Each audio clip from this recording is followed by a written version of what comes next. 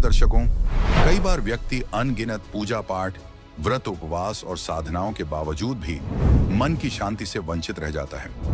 ऐसी ही कहानी है उत्तर प्रदेश के ललितपुर की बेनी बाई जी की, जो वर्षों तक ब्रह्मा कुमारी पंथ की साधनाओं में लगी रही, परंतु इसके बावजूद उनके दुखों का अंत नहीं हुआ। आज सभी साधनाओं और ब्रह्मा कुमारी पंथ को त्याग कर इन्होंने संत रामपाल जी महाराज की शरण ग्रहण कर ली है। दर्शकों, आखिर बेनी बाई जी ने संत रामपाल जी महाराज की शरण क्यों ग्रहण की? आइए जानते हैं बेनी बाई जी की कहानी उन्हीं की जुबानी। माता जी नमस्कार। सत साहेब जी, क्या नाम है आपका? बेनी बाई, कहाँ से आए हैं आप? जिला ललितपुर, मड़ावरा।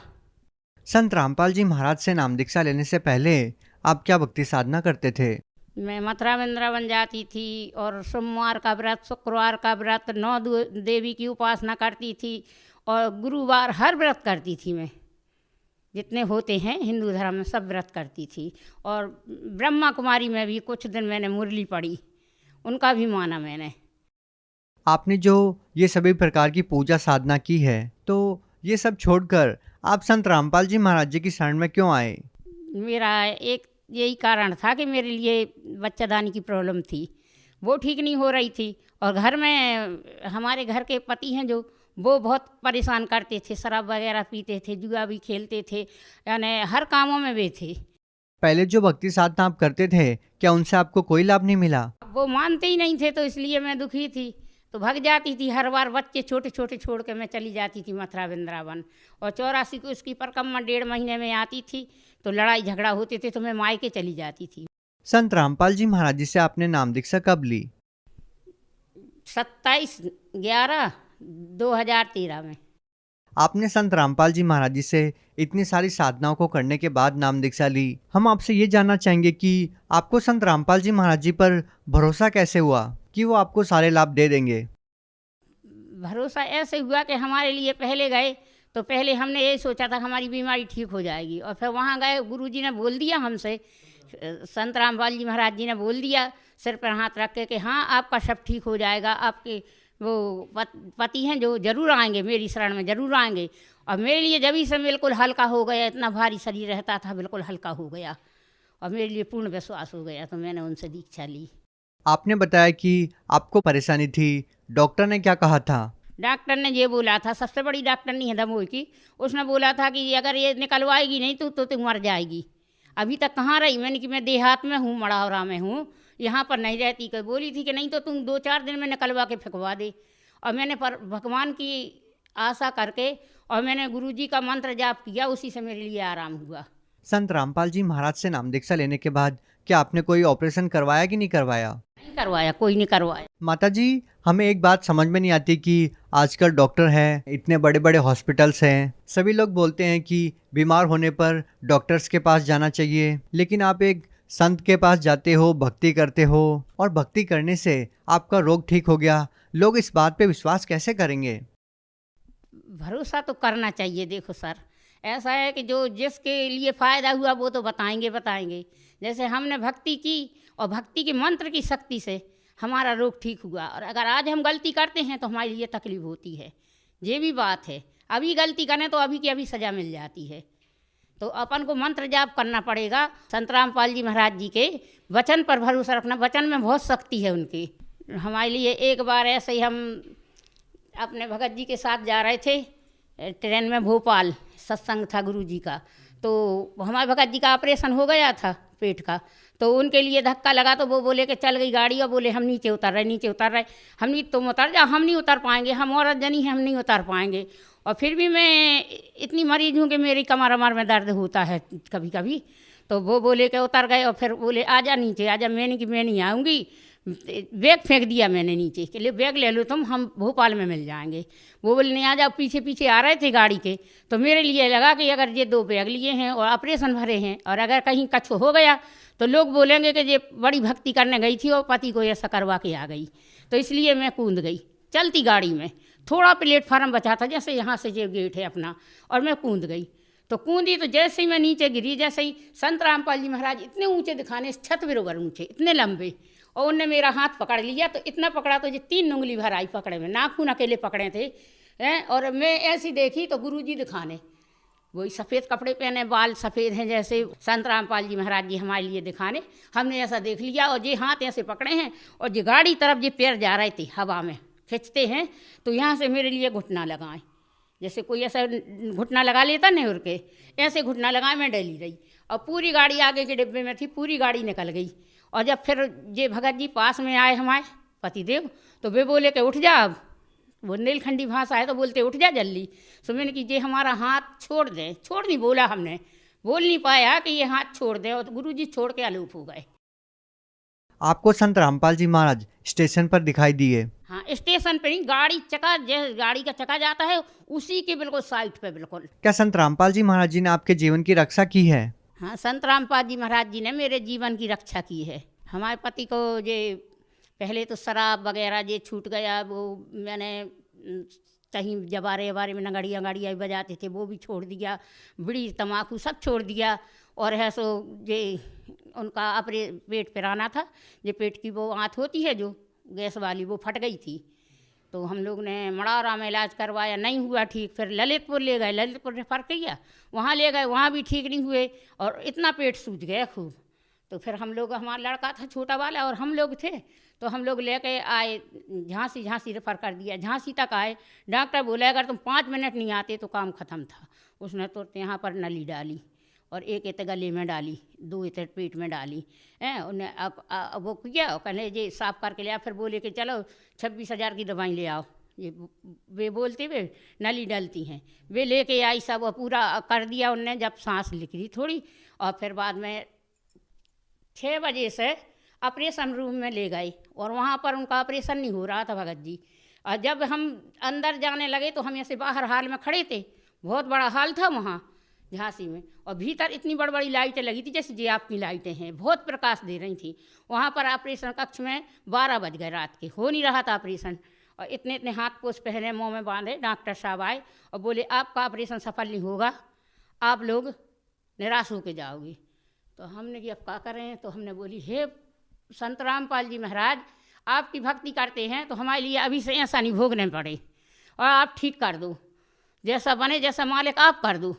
तो गुरुजी आए साक्षात, ऐसे जैसे गाड़ी चलती है तो वो पेड़ वगैरह चलते हैं ना ट्रेन में, ऐसे दिखते हैं, ऐसे दिखे गुरुजी वहाँ से सफ़ेद बिल्कुल, और चले आए। और ऐसे हमने प्रणाम किया, दंडवत प्रणाम किया गुरुजी को, और बस उनने हमारे लिए ऐसा आशीर्वाद दिया और ऐसे मुड़ गए ऑपरेशन कक्ष में। तो हमने इतना देखा, फिर हमारा लड़का गया पीछे से, तो उसने देखा कि इतना वो पेट में का सामान सा निकाल के उसमें जो कुछ किया हो उनने, और वैसे रख के रह गई थी, हाथ खड़ी कर दी थी डॉक्टर ने। और फिर इसके बाद में फिर उनके लिए दिखाने, तो उनसे बोला, जो कुछ बोला हो, बोल रहे थे कि ऐसा बोला था कि यह सो आज तक की तेरी थी सो हो गई थी, आज तेरे घर के रोते जाते, लेकिन आज मेरी शरण में है संत रामपाल जी महाराज जी की में, बोले मेरी शरण में है तो तेरे लिए हम अपने कोटे से उम्र देते हैं। आपको संत रामपाल जी महाराज जी हॉस्पिटल में दिखाई दिए साक्षात? अस्पताल में भीतर जाते दिखाई दिए। क्या संत रामपाल जी महाराज जी ने आपके पति का ऑपरेशन किया? हाँ, उन्हीं ने किया है, आज भी ठीक है, बस चलाते हैं, सब करते हैं ठीक। आपको संत रामपाल जी महाराज जी इतने सारे लाभ दे रहे हैं, संत रामपाल जी महाराज आपको दर्शन देके जा रहे हैं, आपको स्टेशन पे आके बचा रहे हैं, हॉस्पिटल में आके आपके पति का ऑपरेशन किया है, आपके पति की रक्षा की है, लेकिन संत रामपाल जी महाराज जी तो एक साधारण से दिखने वाले संत हैं, लोग उनको भगवान कैसे मानेंगे? भगवान हम लोग मानते हैं, गुरु गोविंद दोनों खड़े काके लागू पाए, और बलिहारी गुरु आपने जो गोविंद दिया मिलाए, ना गुरु मिलता ना गोविंद भगवान को पा पाते अपन, तो बिना गुरु के गति नहीं होती है, तो हम तो गुरु को मानते हैं। आप भगत समाज को क्या संदेश देना चाहते हैं? भगत समाज को यही संदेश देना चाहते हैं कि सब जन भगवान के इस पर विश्वास करो, और संत रामपाल जी महाराज जी का सत्संग आता है टीवी में, तो उनमें नीचे जो नंबर लिखे होते हैं उन पर कॉन्टेक्ट करके और उसके आधार से आप दीक्षा ले सकते हैं। कोई भी नज़दीक का नामदान स्थल है, 500 आश्रम खुलवा दिए मालिक ने नामदान स्थल, तो कहीं पर भी अपन दीक्षा ले सकते हैं और अपना कल्याण करवा सकते, अपना सबका दुख दूर कर सकते हैं परमात्मा जी। धन्यवाद सत साहेब। दर्शकों, अभी आपने सुने संत रामपाल जी महाराज से दीक्षा प्राप्त करके सुखी हुए भक्त के अनुभव। अब देखिए जगत गुरु तत्वदर्शी संत रामपाल जी महाराज के मंगल प्रवचन। ये गीता ज्ञानदाता श्री कृष्ण में प्रवेश करके बोल रहा है, ये सरपुरुष ब्रह्म। ये कहता कि अर्जुन तेरे और मेरे बहुत जन्म हो चुके हैं, तू नहीं जानता, मैं जानता हूं। मेरे जन्म और कर्म अलौकिक हैं। इसके जन्म कैसे अलौकिक है और कर्म कैसे अलौकिक है? इसके जन्म ऐसे अलौकिक हैं जैसे मृत्यु होगी, एक ब्रह्मांड का विनाश हुआ, सभी प्राणियों का नाश हुआ, सभी तत्व आपस में बिल्कुल इसमें आग लग जाएगी एक ब्रह्मांड में, और इसमें कण कण धूल धूल हो जाएगी। फिर अपने हिसाब से जैसे परमात्मा ने पहले इन सब पृथ्वी को उत्पन्न किया, सब जल सब तत्व बनाकर दे दिए, फिर विधान बनाकर छोड़ दिया, इसलिए ये सारे प्राणी नेक्स्ट ब्रह्मांड में चले जाते हैं ऑटोमेटिक परमात्मा के विधान अनुसार। और उसमें दुर्गा की भी मृत्यु होती है और ब्रह्म इस काल की भी मृत्यु हो जाती है, जब 70,000 बार युग काल का पुत्र शिव मर लेगा। और ये एक युग होता है किसका? अक्षर पुरुष का। ये एक युग हो गया अक्षर पुरुष का। ओहो, अब फिर क्या होगा कि यहां से सभी प्राणी दूसरे ब्रह्मांड में चले जाएंगे। 21 ब्रह्मांड है इस काल के पास। उस ब्रह्मांड में जाते ही परमात्मा ने विधान बना रखा है कि इन दोनों का, दुर्गा का और इस ब्रह्म का, अपने आप युवा शरीर निर्मित हो जाता है वहां जाते ही। जैसे आप देखते हो वर्षा के दिनों में आप छत पर होते हो, वर्षा आई और थोड़ी सी देर में क्या देखते हो, वहां मेंढक फुदक रही है। वो कहां से आएगी? उस 5 तत्वों के संयोग से अचानक ऐसा एटमॉस्फेयर बन गया कि वो अपने आप उनका शरीर बन गया। आप देखते हो इनमें गेहूं में कीड़े हो जाते हैं, यानी सुरसी हो जाती है, अपने आप हो गई, लेकिन अन्य प्राणी नहीं हो सकते। ऐसे वहां पर उस स्थिति में केवल इन दोनों का शरीर युवा बन जाता है और वहां पर पहले से ही सृष्टि तैयार होती है, फलदार वृक्ष होते हैं परमात्मा के विधान अनुसार। फिर ये धीरे धीरे अपनी पत्नी से, दुर्गा से, कुछ वचन से, कुछ अपने सृष्टि कर्म से इन 3 पुत्रों की उत्पत्ति करता है। इनको अपने प्रधान बनाता है और 3 लोगों का एक एक विभागीय मिनिस्टर बना करके स्वयं मुख्यमंत्री का रोल करता है। तो इस प्रकार इनके जन्म और कर्म अलौकिक हैं। ये अपने आप को इसलिए अजन्मा कहता है, लेकिन इसका जन्म होता है तरीका दूसरा है और मृत्यु होती है। पुण्यात्माओं, जब ये ब्रह्मांड में आग लगती है, ये बहुत बुरा हाल होता है दुर्गा का, और इसका ये सबसे लंबी उम्र के यही है। और ये जब आग लगती है तो सिद्धि से उड़कर भागने की चेष्टा करते इधर उधर खूब भागते हैं अपने उस लोक में जान बचाने के लिए, और इनको इतना बुरी तरह जल कर मरते हैं ये जिंदा, और हाहाकार मचाते हैं, तौबा मचा देते हैं, बुरा हाल हो जाता, अचेत होकर गिर जाते हैं। जब ये पूरा ब्रह्मांड का नाश हो जाता है, अब ऑटोमेटिक ही सभी प्राणी वहां जाते हैं, फिर ये युवा अवस्था में आ जाते हैं। जैसे हम माँ के गर्भ में कितने पीड़ित थे और पहले ना जाने कौन से जन्म में कितना कष्ट भोग कर हमारी मृत्यु हुई थी, वो हमें आज याद नहीं, फिर मकवाद वहीं जो की तो ऐसा ही इसके साथ बनता है। अब ये एक युग हो गया अक्षर पुरुष का, जब एक ब्रह्मांड का नाश और काल ब्रह्म की मृत्यु का समय। तो ऐसे 1000 युग का दिन, ऐसे 1000 युग का इस अक्षर पुरुष का दिन और इतनी ही रात्रि। ओ तेरा गजब हो, कैलकुलेशन भूल जाओ, 43,20,000 ने साथ रखे थे, वो तो चतुर्युग छोड़ दिया। फिर युग ऐसे शुरू हो गए और ऐसे ही 30 दिन रात का महीना अक्षर पुरुष का, और 12 महीने का 1 वर्ष और 100 वर्ष की आयु। वेदों में आपने देखा होगा 7 वर्ष लिखा, 100 वर्ष, तो सबकी 100 वर्ष कैलकुलेटेड है, लेकिन उनके वर्ष बहुत लंबे चौड़े हैं। तो ऐसे इस अक्षर पुरुष की मृत्यु होगी इतने 100 वर्षों के बाद, इतने लंबे पीरियड के बाद। और इसलिए इसको अक्षर पुरुष कह दिया, क्योंकि ये काफी चिरस्थायी है, बहुत लंबे समय तक रहता है इसलिए, लेकिन ये भी नाशवान है। और पांचवा, उत्तम पुरुषत्व अन्य परमात्मा इति उदारता, ये लोग त्रयम आविष्य विवर्ती अवैश्वर है, वो अविनाशी परमात्मा है। तीसरा कौन है? गीता जी अध्याय नंबर 7 के श्लोक नंबर 29 में अर्जुन से कहा काल ने कि जो व्यक्ति तत्ब्रह्म से परिचित है, सारे अध्यात्म ज्ञान से परिचित है, सब कर्मों से परिचित है, वो केवल जरा और मरण से ही छूटने का प्रयत्न करते, उसे मोक्ष चाहते। अर्जुन ने 8वें अध्याय के प्रथम मंत्र में पूछा, फिर किम तत्ब्रह्म, वो तत्ब्रह्म कौन है? 8वें अध्याय के 3रे श्लोक में उत्तर दिया काल ने, ब्रह्म गीता ज्ञानदाता ने, कि वो परम अक्षर ब्रह्म है। अपने जन्म कर्म और इसने बता दिया, मेरी भी जन्म मृत्यु होती है अर्जुन, तेरी भी होगी। मेरी साधना करेगा तो भी तेरी जन्म मृत्यु और मेरी भी रहेगी, हम स्थायी नहीं हो सकते। और जब तक जन्म मृत्यु समाप्त नहीं होगी, शांति नहीं हो सकती। 18वें अध्याय के 62वें श्लोक में कहा कि अर्जुन तू सर्वभाव से उस परमेश्वर की शरण में जा, उसकी कृपा से ही तू परम शांति को और सनातन परम धाम को प्राप्त होगा। गीता जी अध्याय नंबर 15 के श्लोक 1 से 4 में कहा कि उल्टा लटका हुआ संसार रूपी वृक्ष है, ऊपर को जड़, इसकी मूल तो समझो परम अक्षर ब्रह्म है, और नीचे को तीनों गुण रजगुण ब्रह्मा सतगुण विष्णु तमगुण शिवजी रूपी शाखाएं हैं।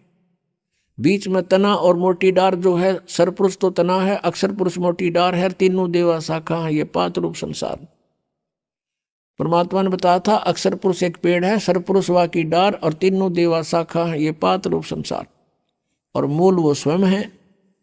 तो गीता जी अध्याय नंबर 15 के श्लोक 1 में बताया है कि जो उल्टे लटके हुए संसार रूपी वृक्ष के सभी विभागों को, छंदों को जानता है, सवेदवित, वो तत्वदर्शी संत है। गीता जी अध्याय नंबर 4 के श्लोक 32 में कहा है कि सभी यज्ञों, धार्मिक अनुष्ठानों की जानकारी विस्तार के साथ सच्चिदानंद घन ब्रह्म की वाणी में ब्रह्मणे मुखे यानी सच्चिदानंद घन ब्रह्म से मुख से उच्चरित वाणी में लिखी हुई है, वो है तत्व ज्ञान। उसमें सब विस्तार के साथ बताया गया, सारा डिटेल से।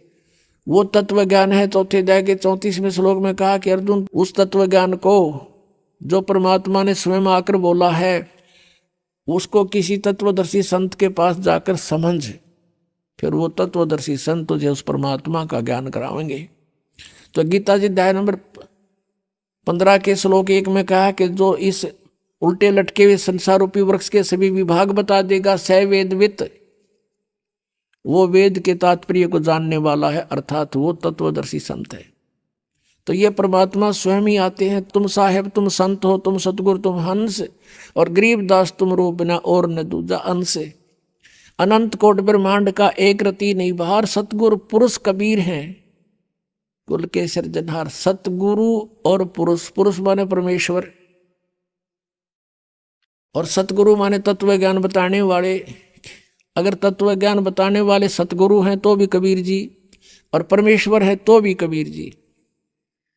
तो वो परमात्मा स्वयं ही आकर अपनी महिमा बताता है। अक्षर पुरुष एक पेड़ है, निरंजन वा की डार, तीनों देवा शाखा, समझो 5 रूप संसार। गीता जी अध्याय नंबर 15 के श्लोक 3-4 में कहा है कि जब तत्वदर्शी संत मिल जावे, उसके पश्चात इस अज्ञान रूप अंधकार को तत्व ज्ञान रूपी शस्त्र से काट कर यानी समझ कर, उसके पश्चात परमेश्वर के उस परम पद की खोज करनी चाहिए, जहां जाने के बाद साधक फिर लौटकर कभी संसार में नहीं आता।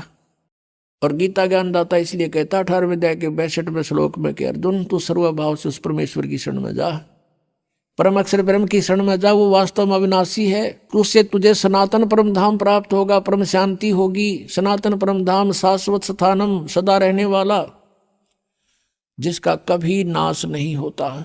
इसलिए गीता जी अध्याय नंबर 7 के श्लोक 18 में कहा कि ये ज्ञानी आत्मा है तो अच्छी नेक आत्मा है, उदार आत्मा है, लेकिन ये मेरे वाली घटिया अनुत्तम गति में ही सीमित है, स्थित हैं। इनको तत्वदर्शी संत नहीं मिला, तत्व ज्ञान प्राप्त नहीं हुआ। ओम नाम के जाप से गीता जी अध्याय नंबर 8 के श्लोक नंबर 13 में कहा कि अर्जुन ओम इति एक अक्षरम ब्रह्म व्यवहारण माम अनुस्मरण ये प्रयाति तजन देहम सयाति परमाम गतिम। मुझ ब्रह्म का केवल एक ओम मंत्र है, और नथिंग एल्स, ये एक अक्षर है। और जो अंतिम समय तक उच्चारण करता हुआ इसका शरीर त्याग कर जाता है तो मेरे वाली परम गति को प्राप्त होता है। ओम से कौन सी परम गति है? ब्रह्मलोक प्राप्ति, ब्रह्म प्राप्ति, ब्रह्मलोक प्राप्ति। ब्रह्मलोक में गए हुए प्राणी भी जन्म मृत्यु में है। तो यहाँ कहता 7वें अध्याय के 18वें श्लोक में कि ये उद्धार आत्मा है तो समर्पित मेरे पे, पर मेरे वाली अनुत्तम घटिया गति में स्थित है। और अनुवादकर्ताओं ने, नकलियों ने कर रखा अनुत्तम का अर्थ अति उत्तम। तभी तो मालिक ने बता अंधे की बाँ गही अंधे ने, मार्ग कौन बतासी। 17वें अध्याय के 23वें श्लोक में कहता हूँ सच्चिदानंद घन ब्रह्म की साधना का ओम तत्सति निर्देश ब्रह्मण त्रिविद समर्थ है। उस सच्चिदानंद घन ब्रह्म के पास जाने का, पूर्ण मोक्ष प्राप्त करने का, उसको पाने का 3 मंत्र की साधना है। ओम तत्सर पुरुष का, तत् ये सांकेत है, ये अक्षर पुरुष का मंत्र है, और सत भी सांकेतिक है, ये परम अक्षर ब्रह्म का, परम अक्षर पुरुष का मंत्र है। इन तीनों की मजदूरी करने से, साधना करने से, कमाई करने से, भक्ति की शक्ति से हम सतलोक जाएंगे। गीता जी अध्याय नंबर 8 के श्लोक नंबर 5 और 7 में गीता ज्ञानदाता कहता है अर्जुन यदि मेरी शरण में रहना है तो युद्ध भी करना पड़ेगा और भजन भी कर, मुझे प्राप्त होगा, नो डाउट। अब अपने प्राप्ति बता रहा है कि मेरी भी प्राप्ति होगी इस ओम मंत्र से, ओनली 1 मंत्र, 8वें अध्याय के 13वें श्लोक में। और कहता युद्ध भी करना पड़ेगा, यहां शांति नाम की चीज नहीं। परम शांति चाहिए तो उसकी शरण में जा। 8वें अध्याय के 8, 9, 10 3 मंत्रों में कंटिन्यूस बताया है कि उस सच्चिदानंद घन ब्रह्म की जो साधना करता है उस तत्वदर्शी संत के बताए अनुसार उस मंत्र से, तो भक्ति की शक्ति से, यानी उस मंत्र के जाप की कमाई से उस परमेश्वर के पास चला जाएगा। अपने आत्मा हमने भक्ति करनी है तो या क्यों ना करें, वो डले क्यों डोवा, जो असंग जन्म हो गया हमने डोत्या ने। तो इसलिए गीता ज्ञानदाता कहता है कि तू सर्वभाव से उस परमेश्वर की शरण में जा।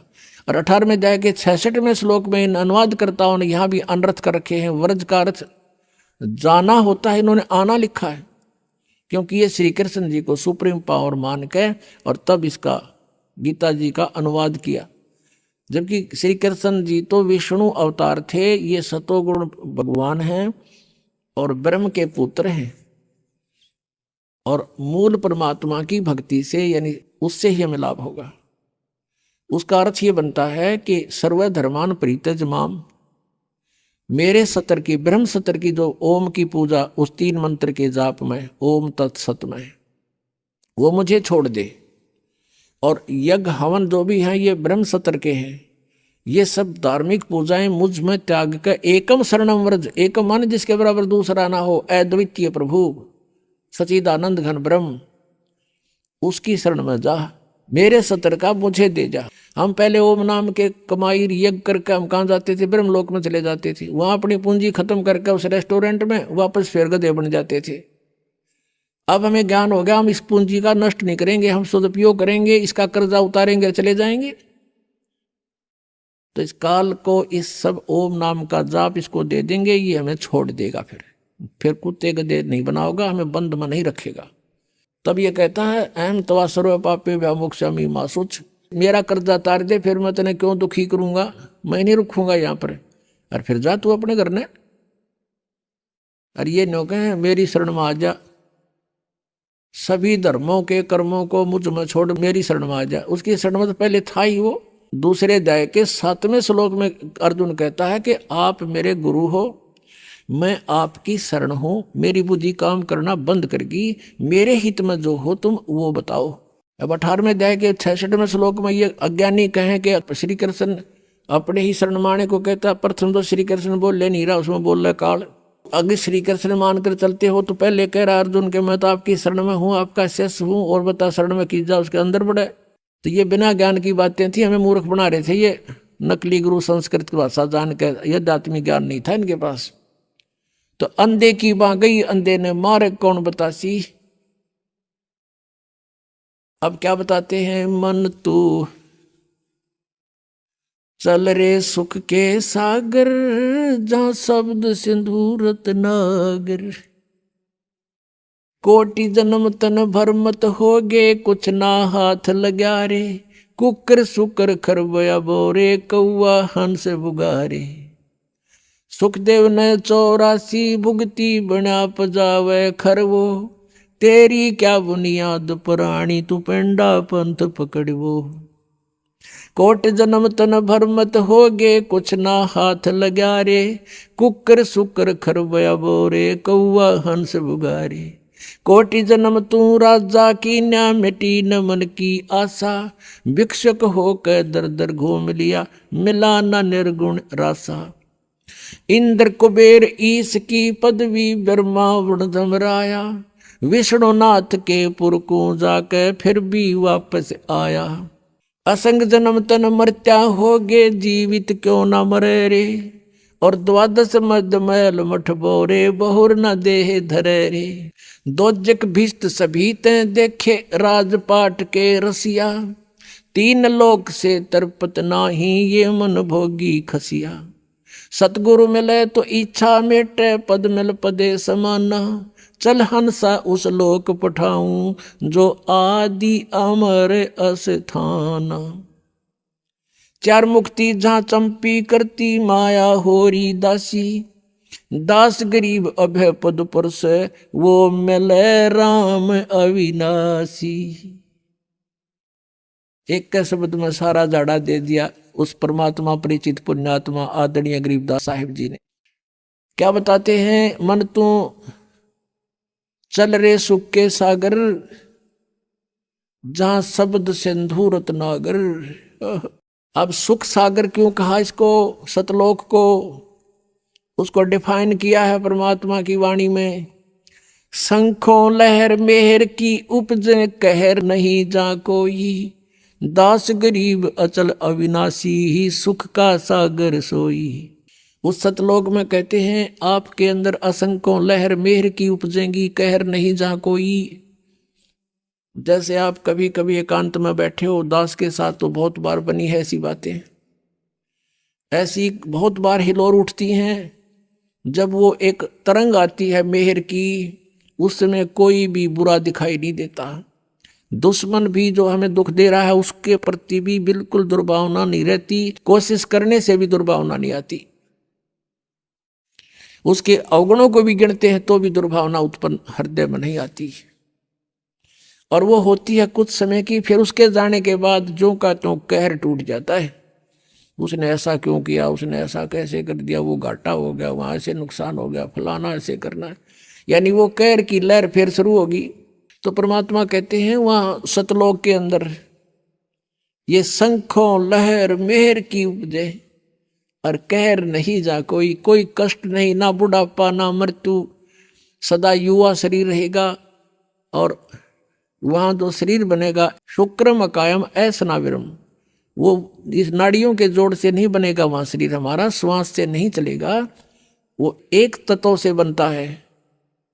जैसे यहाँ 5 तत्वों से शरीर बना है, इसमें कहीं 5 तत्व दिखाई देते हैं आपको, और कितना सुंदर बना रखा है, और बिल्कुल 5 तत्वों का मेल है। इसका योग कैसे बनाया, जैसे अन्न हो गया, अन्न खाया, अन्न से फिर शक्ति बनी, शक्ति से फिर शरीर बना, उसका ऐसा प्रारूप बदल कर ऐसा बना दिया। ऐसे वहाँ एक तत्व से, नूर तत्व से हम सभी का शरीर बनेगा। और वो शरीर ऐसा होगा जैसे 16 सूर्य जितना तेज होगा आपके शरीर का, प्रत्येक आत्मा का।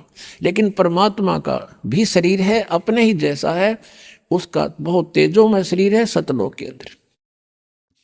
उनके एक रोमकूप में करोड़ सूर्य करोड़ चंद्रमा दोनों की मिली जुली रोशनी भी फीकी है भगवान के एक रोमकूप के नूर के सामने। और हम सब आत्माओं का 16 सूर्य जितना सुंदर, यानी इतना तेजों में और बहुत ही खूबसूरत शरीर होगा। अब क्या बताते हैं, कोटि जन्म तन भरमत हो गए, कुछ ना हाथ लग्या रे। पुण्यात्माओं, अभी तो आपको ज्ञान अभी इतना गहनता से ग्रहण नहीं किया आपने, अंदर समाया नहीं आपके अंदर। जब ये सच्चाई हृदय मान लेगा ना, आपका आत्मा मान लेगी 100 की 100 सच्ची है जो परमात्मा ने बताई। और अब इसको सत्य को सत्य मानने में देर नहीं लगेगी। अपने थोड़े से फार्मूले याद रखो। सभी वेद कहते हैं परमात्मा ऊपर रहता है, मनुष्य सदृश शरीर में है, और वहां से वो गति करके आता है। और यहाँ के क्या लीला करता है, जब वो बालक रूप धारण करके शिशु रूप धारण करके प्रकट होता है, तालाब के ऊपर जल के ऊपर कमल के फूल पर विराजमान होता है। यानी जल के ऊपर विराजमान होने से उसको नारायण कहते हैं। अब पता लग जाएगा वो है कौन। और जो छोटे बालक जब होता है उसको कोई पुण्यात्मा संस्कारवश निसंतान दंपति उठा के ले जाती है। प्रत्येक युग में ऐसा होता है। और फिर परमात्मा वहाँ उनके परिवर्ष की लीला कंवारी गायों से होती है, कंवारी गाय से। तो पुण्यात्माओं 600 वर्ष पहले भगवान आए थे, कबीर जी पूर्ण परमात्मा परम अक्षर ब्रह्म। उन्होंने वो लीलाएं की थी जो वेदों में लिख रखी है। वेद तो केवल परमात्मा की पहचान बताते हैं, वो ऐसा है ऐसा करता है। वो लीला किसने की है आज तक? श्री कृष्ण का इतिहास देख लो, वो भी आए पृथ्वी पर, जन्म हुआ माँ से, लेकिन कबीर परमेश्वर का माँ से जन्म नहीं हुआ। ये तगड़मबाजी बढ़ा करते नकली आदमी कि एक विधवा ब्राह्मणी थी, वो उसने शर्म के मारे गिरगी, उसका विधवा का बच्चा हो गया। उसके विधवा का माँ का बाप का उसका कितने नाम गाम तो बता दो। ऐसे सट्टे मारे मूर्ख बना रखा था हमारे को, सारी झूठ बोल रखी थी, भगवान को कौड़ी सिद्ध कर दिया और कौड़ियों को लाल बता रखा था। और वो कंवारी गायों से दूध पीता है, वो कंवारी गायें दूध देती हैं। तो ये लीला परमेश्वर कबीर जी ने की थी और आज तक किसी ने करी हो बता दो। और किसी का नो प्रमाण ऊपर तो चलकाया और सह शरीर चला गया वापस। एक दिखा दो जिनको हम भगवान मानते थे, राम श्री कृष्ण का दिखा दो। तो कहने का भाव पुण्यात्माओं, हम भगवान को पहचान नहीं सके क्योंकि जिनको हम गुरु मानने थे वो अंधे थे, ज्ञान नेत्रहीन थे। वो कहते मोती मुक्ता दर्शत नाही, यो जग है सब अंदरे, दिखत के तो नैन चश्म इनका फेरा मोतिया बिंदरे। किसी को मोतिया बिंद हो जाता है, उसकी आंखें स्वस्थ दिखाई देती हैं और उसने दिखता कते नहीं, नपट अंधा होता है, ब्लाइंड मैन होता है वो। तो इसी प्रकार ये ज्ञान नेत्रहीन थे और दिखे थे चतुर, क्योंकि संस्कृत जाने थे। एक भाषा के जान लेने से उसमें लिखे हुए गूढ़ रहस्य को नहीं समझा जा सकता। अब हम हिंदी जानते हैं, मान ले किसी फॉरेनर ने आके हिंदी सीख ली और इसको तुलसीदास कृत रामायण को ले गया वहाँ पर अपने देश में, और उसने अक्षर पैर का पता नहीं, राम कौन था, रावण कौन था, सीता कौन थी, कुंभकर्ण कौन था, भाई विभीषण कौन था, तो उन्हें पता नहीं के अटके बट मारेगा। एक हिंदी के जान लेने से उस कथा को वो कैसे सुलझा सकता है जो चौपाइयों में लिखी है। ऐसे ही वेद और ग्रंथ और पुराण और गीता जी ये परमात्मा की महिमा से परिपूर्ण है। संस्कृत के जान लेने से कोई नहीं समझ सकता जब तक ये मौखिक कथा रामायण वाली की तरह सृष्टि रचना का जिसको ज्ञान नहीं होगा। और वो सृष्टि रचना खुद रचने वाला ही बता सकता है। ठीक ठीक अभी तक तगड़मबाजी बढ़ा रहे थे, अब प्रसंग जो आ रहा है वहीं पर आते हैं। क्या बताते हैं कि कोट जन्म तन भरमत हो गए, कुछ ना हाथ लगा रे, और कुकर सुकर खरबा बोरे, कौआ हंस बुगारे। अब परमात्मा को पहचानना एक इतना आसान हो गया। एक तो ये पहचानना है कि सारे वेद बतावें, चारों वेदों को तो हम कति फाइनल मान रहे हैं। अब भी कोई उसको न्यू कहे कि मैं नहीं मानता वेदों को, वो तो फिर भक्ति योग प्राणी है नहीं, या किसी ने भ्रमित करा रखा, उल्लू ने मूर्ख ने। जो ये कहते हैं हम वेदों को नहीं मानते, पुराणों को नहीं मानते, हम अपने गुरुओं के ज्ञान को श्रेष्ठ मानते हैं, तो सदग्रंथों को न मानना ही उनकी महामूर्खता है। और कबीर जी की वाणी भी सदग्रंथ है, वो सब ग्रंथों का ग्रंथ है, यानी उसमें ऑल इन वन है, नो समझ लो। और दूसरा वेद बताते हैं, फिर वो लीला किसने की, फिर आंखों देखा संत बताते हैं। हम सुल्तानी नानक तारे, दादू को उपदेश दिया, जात जुलाहा भेद न पाया, वो का सीमा है कबीर हुआ। आदरणीय गरीबदास साहिब जी बता रहे हैं, उनको भगवान मिले थे, जिनको वो आकर मिलते हैं अच्छी आत्मा दृढ़ भक्तों को। उनमें से एक आदरणीय नानक साहिब जी हैं, वो कहते हैं, फाई सूरत मनुकी वेश, ए ठगवाड़ा ठगी देश, खराब सियाणा भोता भार। ये धानक रूप रहा करतार। परमात्मा सतलोक से आए थे, परमात्मा उसमें समकालीन थे, इनके यहाँ भी थे, सतलोक में भी रहते हैं, वो हर जगह जहाँ चाहे प्रकट हो सकते हैं, प्रभु में इतनी शक्ति है। तो नानक साहिब जी को बेई नदी पर मिले थे, स्नान करने गए जब, उससे पहले भी वार्ता की थी कबीर रूप में आके। लेकिन नानक साहब जी मान्य नहीं थे, लेकिन अंदर से टूट गए थे सच्चाई को सुन के। प्रार्थना यही करते थे, प्रभु फेर मिलो एक बाक है। आदरणीय नानक साहब जी का जन्म पवित्र हिंदू धर्म में हुआ था। ये कालूराम मेहता खत्री अरोड़ा के घर इनका जन्म था, और इनके पिताजी जो पटवारी थे उस समय, और ये अच्छी आत्मा थी। फिर ये इन्होंने एक अपनी बहन के नगर में, जहाँ उनकी बहन ब्याह रखी थी, सुल्तानपुर शहर में अपने बहनोई की सिफारिश से वहाँ के सुल्तानपुर के नवाब के यहाँ नौकरी करते थे मोदी खाने में। तो स्नान करने के लिए बेई नदी पर जाते थे।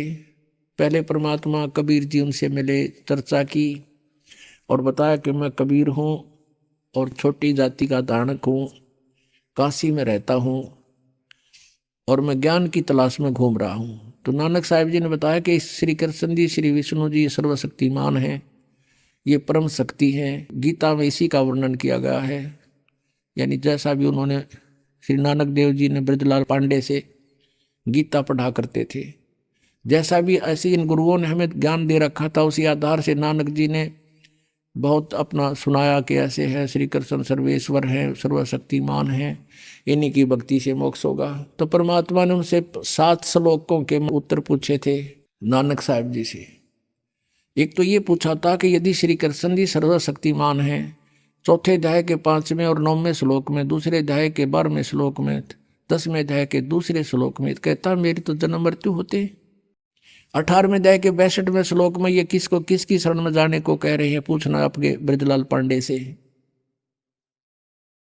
7वें अध्याय के 18वें श्लोक में अपनी गति को अनुत्तम कह रहे हैं।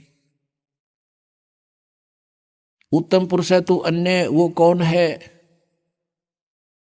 चौथे अध्याय के 34वें श्लोक में कहा कि तत्व ज्ञान तो कोई और है। ये गीता वाला ज्ञान तत्व ज्ञान है, इसको संत बतावेंगे।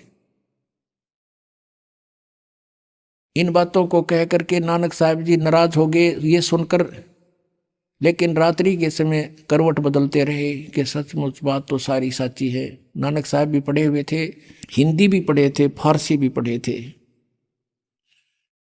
उन्होंने गीता जी को देखा, एक आध ब्राह्मण से बात करी, किसी के पास उत्तर नहीं था। तो ऊपर से तो वो कबीर जी को धमका कर आ गए थे कि तू गलत बोलता है, तो मुसलमान दिखाई देता है। तो परमात्मा चले गए थे उस टाइम। कुछ दिनों के बाद उसको ऐसी कसक लगी नानक जी को, अंदर से रोने लगे, तड़पते थे। एक बार फिर मिले महाराज, फिर बात करेंगे। वो फिर दोबारा फिर मिल गए 15-20 दिन के बाद। उस समय केवल नानक जी को दिखाई दे रहे थे, अन्य को नहीं। कुछ देर बात हुई थी, फिर नानक जी ने, क्योंकि वो मन नहीं टेकता जल्दी सी, उन्होंने कहा था कि मैं इस दरिया में छलांग लगाऊंगा, मुझे ढूंढ देना। नानक साहब जी ने दरिया में छलांग लगा दी। परमात्मा ने उनको गुप्त किया वहां से, और पीछे जाकर 3 किलोमीटर पीछे को, जहां से अप स्ट्रीम में ले गए, जिधर से पानी बहता रहा था, और वहां उनका शरीर एकांत स्थान पर रख दिया। आत्मा को लेकर सचखंड गए। सचखंड में देखा कबीर परमेश्वर दो जिंदा महात्मा के रूप में वहां उनको मिले थे। उसी रूप में ऊपर सतलोक में पहुंचे, और परमात्मा सतपुरुष बैठे थे तख्त के ऊपर, ऑल ओवर कंट्रोलर की चेयर पे, उस सिंहासन पर। तो नानक साहब ने सोचा कि परमात्मा यू है, सतपुरुष सतपुरुष ये है सामने बैठे सिंहासन पर। और कबीर जी एक सिंपल वेश में, जिंदा महात्मा के रूप में, साधु के रूप में, और ये यहाँ का नौकर होगा कोई कबीर। तो नानक जी ने सोचा। अब उस समय तक परमात्मा ने ये डिस्क्लोज नहीं किया। जब पहले रूप में मिले थे, जब तो कबीर रूप में मिले थे, दोबारा जब आए जिंदा महात्मा का रूप बना कर आगे, शरीर दूसरा था, चेहरा नहीं मिल रहा था बनारस वाले से। फिर उनको लेकर गए ऊपर। ऊपर जाकर क्या देखा, कबीर जी जो जिंदा महात्मा के रूप में गए थे, और दूसरा उन्हीं का रूप बैठा था, तेजों में करोड़ सूर्य मिला दे करोड़ चंद्रमा, ऐसा एक रोमकूप की शोभा। उसके ऊपर चौर करने लगे कबीर साहब। नानक जी में पक्का हो गया कि सतपुरुष अकाल पुरुष तो यू है, ये बैठा तख्त पर जेड़ा, ये नीचे से ये बाबा जी आया महात्मा, ये इनका नौकर है। इतने में क्या हुआ, वो तेजों में शरीर वहां से उठा अपने सिंहासन से, और कबीर जी नीचे से जिंदा महात्मा वाले रूप में गए थे, वो विराजमान हो गए। उस समय उस परमात्मा का वो रूप जो बना, जब सिंहासन पर विराजमान हुए, जो अकाल मूर्त तेजो में शरीर वाला था वो चवर करने लगा। उस कबीर परमेश्वर जिंदा वाले बाबा वाले महात्मा वाले स्वरूप के ऊपर चवर करे नौकर की तरह।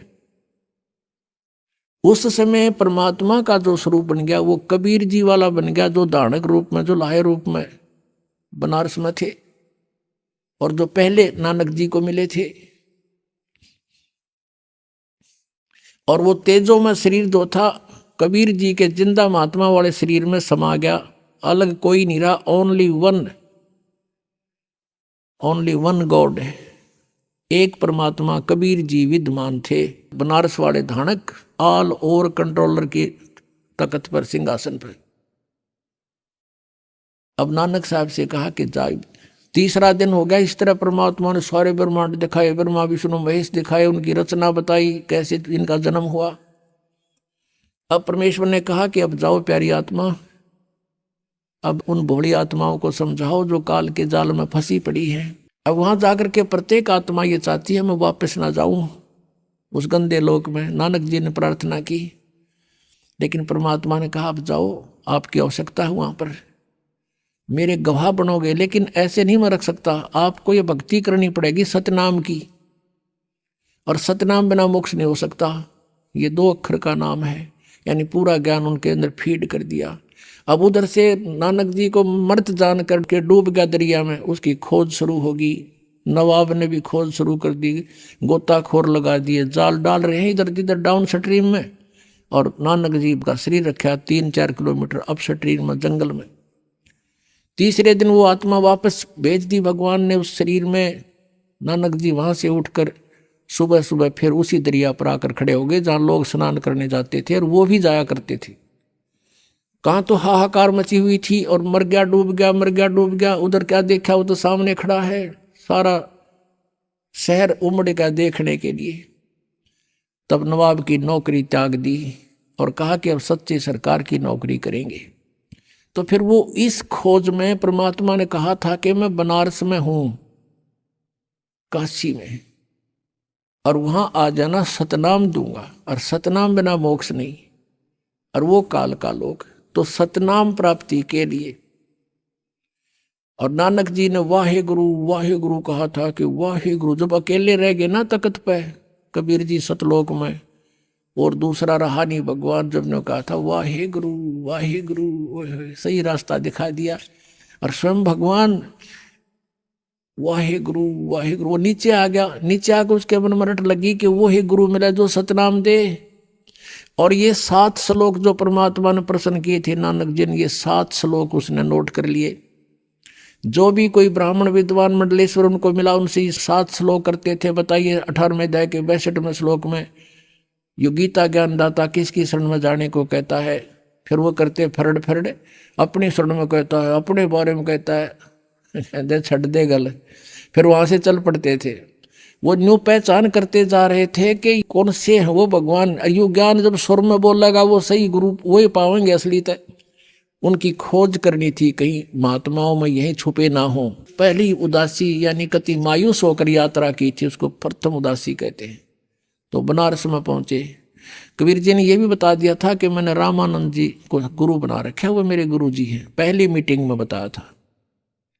तो रामानंद जी सुप्रसिद्ध थे। रामानंद जी के आश्रम में पहुंचे, वहां उनसे प्रश्न किया कि ऐसे ऐसे गीता में लिखा है, क्या आप जानते हो? रामानंद जी महात्मा थे, वो सच्ची बोला करते। कहने लगे भाई आजा, बैठ जा सरदार जी, आजा बच्चा, मैं जानता नहीं था लेकिन अब जान गया हूं। मैं नहीं जानता था, मैं विद्वान पाक रहा था, लेकिन मुझे कख का पता नहीं था। वैसे तो वो मेरे को उन्होंने वचन दे दिया, वो भगवान है, परमात्मा है, अब मालिक हैं, सतपुरुष हैं, और मेरे को उन्होंने अपनी स्थिति ऊपर दिखा दी सारी। लेकिन उनकी आज्ञा का मैं पालन कर रहा हूँ। वो मेरे शिष्य नहीं है, मेरे गुरु हैं, लेकिन मर्यादावत उन्होंने कहा कि मुझे आप अपना शिष्य ही मानोगे। वो मेरे शिष्य कहो, मेरे गुरु कहो, और भाई उस कबीर जी ने मुझे यो ज्ञान बताया है। तो नानक जी ने कहा कहाँ मिलेंगे वो, कि अभी आएंगे शाम को यहाँ पर। नानक जी ने सोचा इतनी देर कौन डटा भगवान पृथ्वी पे, और हमने उसके लिए खोज के लिए सिर दे रखा। कहने लगे महाराज मुझे एक रास्ता बता दो, कहाँ है वो, कि वो अपनी झोपड़ी में होंगे। एक सेवक भेज दिया कि जाओ झोपड़ी पर छोड़ के आओ। अब जाकर देखा उस परमात्मा को, खड्डी में कपड़े बुने दानक का काम करें थे, उन ठानी जानते पता था आव एक आत्मा प्यारी। जब देखा वहां पर सतलोक वाला नजारा सारा दिखाई दिया, ओए होए, कहते झांकी वे कबीर की नानक की तीवा, और वह सिखा के गलपड़ी कौन छुटावे था। अब जैसे कबीर जी का वहां देखा सतलोक में, ओए होए, फिर वहां बैठे दिखे, वाह हे गुरु, और कहते वहां एकदम इतनी उमंग में भर का आवाज लगाने लगे, फाई सूरत मुलुक की वेश, ए ठगवाड़ा ठगी देश, खरासी आना बहुता बार। देखो ये धानक रूप रहा करतार, कि ये ठग है, हमें मूर्ख बना रहा है, बका रहा है। जैसे प्यार में कहा करें ठगे, और आँखों में पानी भर रखा।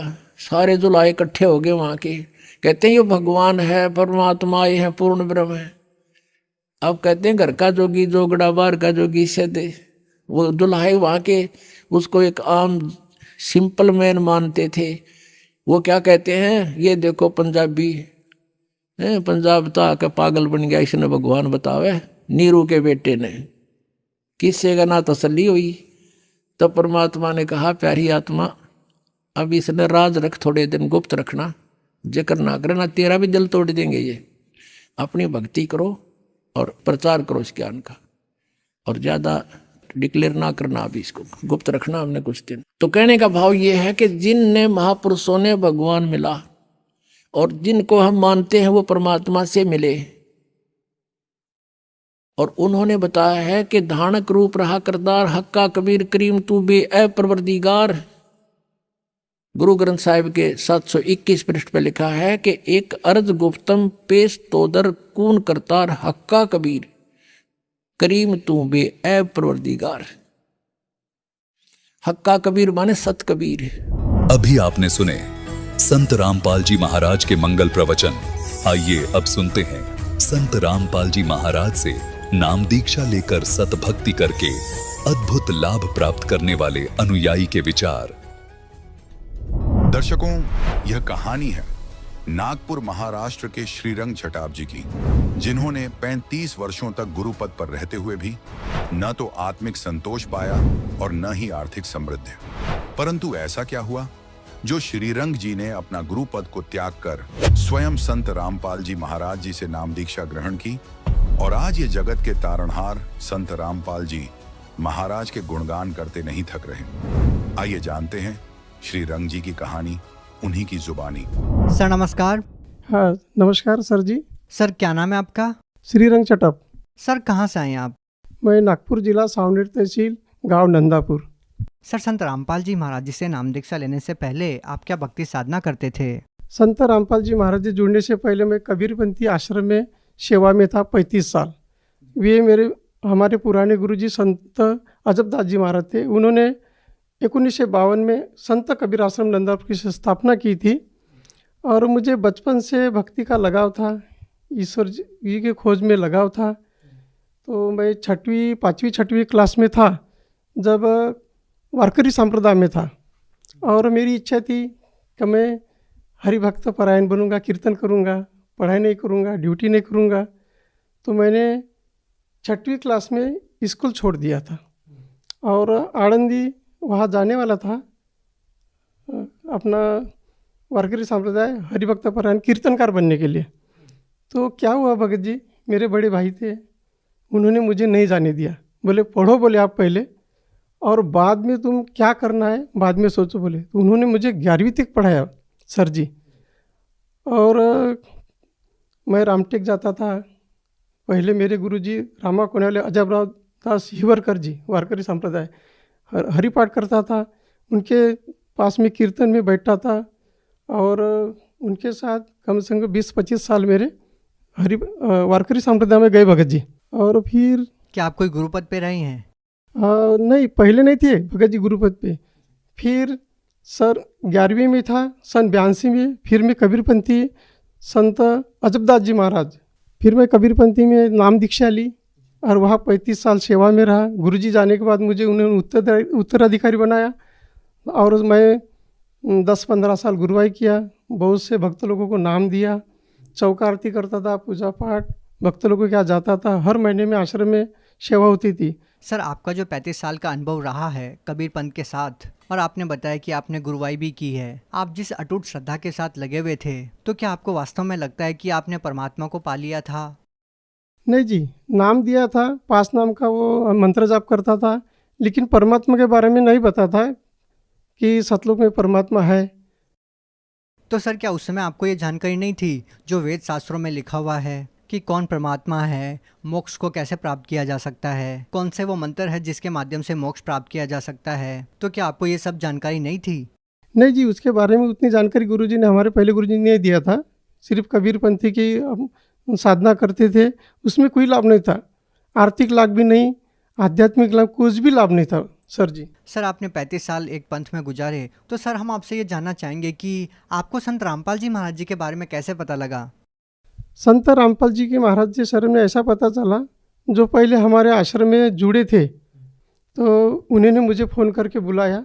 बोले वो वहाँ कुछ भी नहीं, बोले वो काल की भक्ति है, बोले वो आप छोड़ दो, बोले और हमारे संत रामपाल जी महाराज की नाम दीक्षा लो और अपना कल्याण कराओ। बोले उन्होंने मुझे बताया कि आप साल मेरे सत्संग देखो।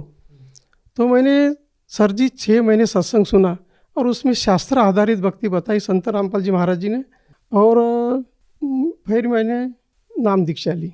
सर आपने बताया कि आपने संत रामपाल जी महाराज जी का लगातार 6 महीने तक सत्संग सुना, तो हम आपसे ये जानना चाहेंगे कि जो आध्यात्मिक ज्ञान आपको पहले था, जिसके आधार पे आप गुरु भी बन गए थे, आपके शिष्य भी हो गए थे और आप जो है सत्संग भी करते थे, और जो ज्ञान आपने संत रामपाल जी महाराज जी से सुना वो कितना अलग है? बहुत फर्क था। हाँ, क्योंकि जो अपने संत रामपाल जी महाराज जी जो ज्ञान बताते शास्त्र खोल खोल के, उन्होंने ऐसा बताया कि अभी परमात्मा कौन है, संत किसे कहते हैं, पूरा उन्होंने डिटेल बताया हर शास्त्र खोल खोल के। तो पूरा आध्यात्मिक लाभ ऐसा हुआ कि सतलोक में परमात्मा कबीर साहब है, इनकी भक्ति करने के लिए ये मार्ग से जाना पड़ता है, ये भक्ति करनी पड़ती है। तो हमको बहुत अच्छा लगा, इतना आनंद हुआ कि चलो भाई नाम लेना चाहिए। सर आप एक गुरुपद पे रहे हैं, आपके लिए बिल्कुल आसान नहीं रहा होगा कि आप जो अपना गुरुपद छोड़कर संत रामपाल जी महाराज जी के एक सिंपल साधारण से शिष्य बन जाएं। एक गुरुपद पे होने के बाद भी आपने उसको त्याग कर परमात्मा पाने के लिए संत रामपाल जी महाराज जी से नाम दीक्षा ली। सर क्या कहना चाहेंगे? भगत जी, सत्संग सुनने के बाद ऐसा लगा कि मैं तो अंधश्रद्धा भक्ति कर रहा हूँ, कबीरपंथी जरूर है, लेकिन मैं खुद अंधश्रद्धा भक्ति कर रहा हूँ और अपने जो भक्त बने इनको भी मैं अंधश्रद्धे में डाल रहा हूँ। मेरे हाथ से तो बड़ा बोझा पाप बन गया सर के ऊपर। तो मैं खुद नाम लेऊंगा और इनको सबको रामपाल जी, संत रामपाल जी में शरण में लाऊंगा, ऐसा सोच के मैंने नाम लिया सर जी। सर आपको जो पहले साधना मिली वो आपने बहुत अच्छे तरीके से की, लेकिन जब आपको तत्वज्ञान मिला, संत रामपाल जी महाराज जी का सत्संग सुनने को मिला, तो आपने अपने पहले वाली साधनाओं को त्याग कर, आपका जो गुरुपद था वो त्याग कर संत रामपाल जी महाराज जी से नाम उपदेश लिया। सर हम आपसे ये जानना चाहेंगे कि सर जब आप गुरुपद पे थे तो आपने अपने वर्तमान गुरु संत रामपाल जी महाराज जी के बारे में अपने शिष्यों को बताया, तो आपके जो पहले शिष्य थे उनका क्या रिएक्शन था, उनका क्या कहना था? उनको जितने भक्त थे उनको मैंने बताया कि ये सच्ची भक्ति है और ये शास्त्र आधारित है और इसके मोक्ष मार्ग है ये। तो उनको मैंने बताया कि तुम आप सत्संग सुनो और नाम लो। तो उन्होंने मेरा कहना माना और उन्होंने सभी भगत ने नाम लिया। सर क्या संत रामपाल जी महाराज जी से नाम दीक्षा लेने के बाद आपको कोई लाभ मिला? संत रामपाल जी महाराज जी से नाम दीक्षा लेने के बाद पहला लाभ तो आध्यात्मिक हुआ कि परमात्मा कौन है। और पहले हम तो ऐसे जानते थे कि आत्मा अपने शरीर में है और परमात्मा दूसरे शरीर में, वो परमात्मा है। लेकिन संत रामपाल जी महाराज का नाम लेने के बाद ये पता चला कि परमात्मा कबीर साहब है और ये सतलोक रहता है। ये लाभ हुआ आध्यात्मिक, मोक्ष का मार्ग मिला। और दूसरा लाभ शारीरिक ऐसा हुआ भगत जी, मैं काटोल तरफ से आ रहा था और जगत भाई के साथ बैठ के आ गया। तो वो बात है भगत जी, 28 जुलाई 2020 इतना ज़बरदस्त एक्सीडेंट हुआ भगत जी कि मेरे बाजू वाला जो जगत बंधु है वो उनका पैर टूटा, 2 जगह हाथ टूटा और मेरे सामने वो बहुत ज़बरदस्त एक्सीडेंट हुआ और मुझे भगत जी खरोच तक नहीं आई। परमात्मा ने ऐसी सुरक्षा दी, संत रामपाल जी महाराज ऐसी सुरक्षा दी कि कुछ भी नहीं हुआ, जस का तस में जो रखा, ये एक लाभ हुआ। और शुगर की बीमारी थी, गोली खाना पड़ता था सर जी, दोनों टाइम खाना खाने पहले।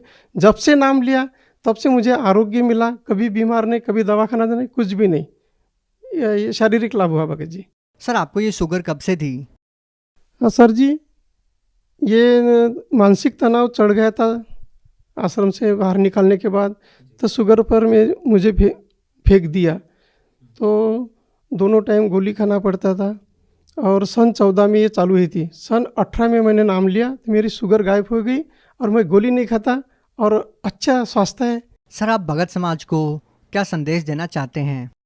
सर जी भगत समाज को मैं संदेश तो नहीं दे सकता, लेकिन प्रार्थना जरूर कर सकता हूँ कि संत रामपाल जी महाराज के चोले में पूर्ण परमात्मा कबीर साहब जी आई हुई है और ये शास्त्र आधारित भक्ति बता रहे, और ये जो नाम देते हैं ये पूर्ण सच्चा नाम है, मोक्ष का नाम है और 84 से मुक्त होने वाला नाम है। तो सभी भाई बहन सभी को मैं प्रार्थना करूँगा कि संत रामपाल जी महाराज से नाम दीक्षा लो और अपना कल्याण कराओ। सर जैसे कि आपने बताया कि पहले आप गुरुपद पे रहे हैं और आप अपने शिष्यों को जितना आपको ज्ञान था वो आप ज्ञान देते थे, लेकिन संत रामपाल जी महाराज जी के सत्संग सुनकर आपको लगा कि नहीं, जो ज्ञान संत रामपाल जी महाराज जी के पास है वो आज किसी के पास नहीं है। तो फिर आपकी तरह जो अन्य धर्मगुरु जो गुरुपद पे बैठे हुए हैं उन लोगों को आप क्या संदेश देना चाहते हैं, क्या कहना चाहते हैं? जे धर्मगुरु है मान बढ़ा में फंसी हुई है, इनको मैं ऐसी प्रार्थना करूँगा, मानव जन्म दुर्लभ है, मिले न बारंबार। ये 84 योनि का भोग भोगने के बाद मानव जन्म मिलता है और अपने सच्ची भक्ति ने के सच्चा नाम नहीं लिया तो जे बड़े बड़े महात्मा बड़े बड़े धर्मगुरु हैं, इनको सोचना चाहिए कि सच्चा नाम मैंने भी पाना चाहिए और जो मेरे पीछे लगे हुए हैं भगत जी लोग उनको भी नाम दिलाना चाहिए, ताकि वो उनकी भक्ति सही हो और उनका कल्याण हो जाएगा। नहीं तो उनके सिर पर ऐसा भार रहेगा कि वो चुका नहीं सकते। सर जी सर अगर कोई व्यक्ति संत रामपाल जी महाराज से नाम दीक्षा लेना चाहते हैं तो उनसे नाम दीक्षा कैसे ली जा सकती है? संत रामपाल जी महाराज जी के नाम दीक्षा लेने के लिए परमात्मा ने ऐसी व्यवस्था की है।